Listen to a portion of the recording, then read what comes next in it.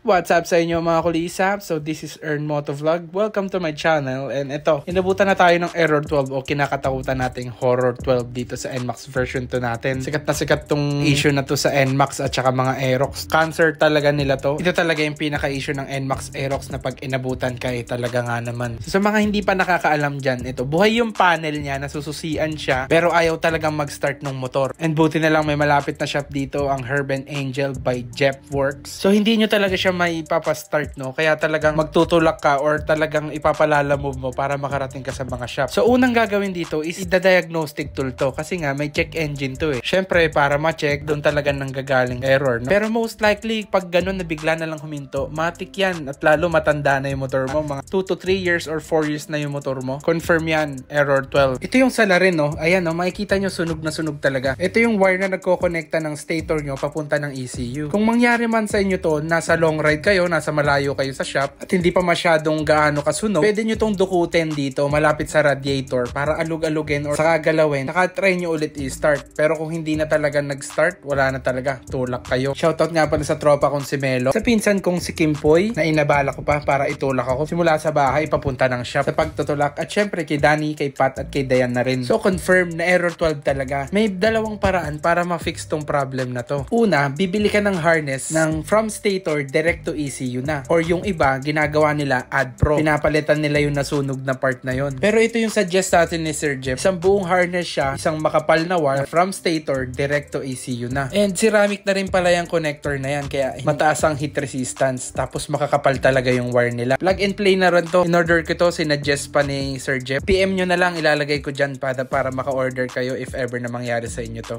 May Facebook page siya. Ito, yung Magneto Moto. Legit naman siya at talagang since 2020, ganun na yung mga ginagawa niya. Nakita ko rin to kay Sir Mel na ganito yung ginagawa nila. Isang buong harness na from stator to ECU na. Kaya talagang safe din naman siya.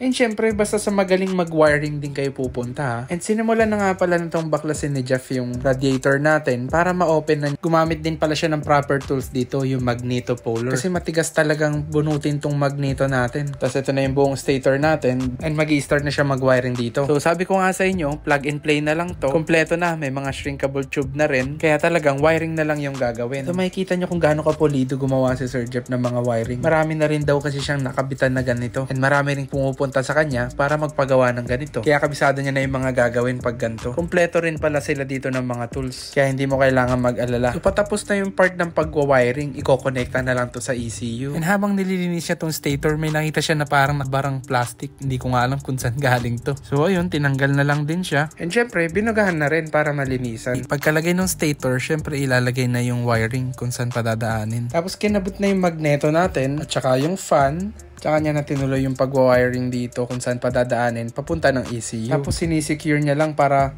okay na okay yung pagkabit niya dito sa ECU. Siyempre yung part na to nakakakaba rin kasi alam nyo kung magkano yung ECU? 10,000 yun. Pero dahil matagal na tong ginagawa at wala naman naging issue, okay rin talaga kung trusted yung shop at saka yung mekaniko, diba? Moment of truth. Ayan, nag-start na siya. Okay na yung NMAX natin, guys. Sobrang saya rin pala makita na nagka-issue yung NMAX mo. Ang hirap i-start, na-stress ka. Tapos ngayon, okay na, diba? At ito, syempre, i-delete pa rin yung error neto para mawala yung check engine nyo sa panel. Saglit lang naman yun ginawa. So, binabalik na lang yung lahat ng parts kasi okay na tong NMAX natin. Again, sobrang salamat, Sir Jeff. Tsaka dito sa Herb and Angel. And sinuggest na rin na pala niya na basta matanda na yung battery nyo, kahit nakikita nyo na 14 pa siya sa dashboard yung battery. Mas okay kung papalitan na natin kaysa umabot pa sa ganito, diba? Worst na mangyari kung nasa malayong lugar ka. Okay na ulit yung motor natin. And syempre, shoutout ka rin pala si Juvie na nag-intay sa akin. 3 to 4 hours din yun. Kasi nga, pinaship pa namin yung item from Mandaluyong. Kaya big thing sa pag-iintay, hindi ako na-boring. Ito, dinouble check pa na talagang walang nagawlaw na wiring. At syempre, gumagana lahat. Okay naman. Again, Sir Jeff, maraming salamat. At kung gusto niya rin pala magpagawa, marami pa silang ibang service. Dito lang to sa may tabi ng Methodist, Angono, Rizal. Maraming shop dito sa Angono na Herb and Angel. Pero si Sir Jeff, dito siya gumagawa sa may tabi ng Methodist. So yun guys, maraming salamat sa panonood. Again, ride safe always mga kulisap. Bye-bye!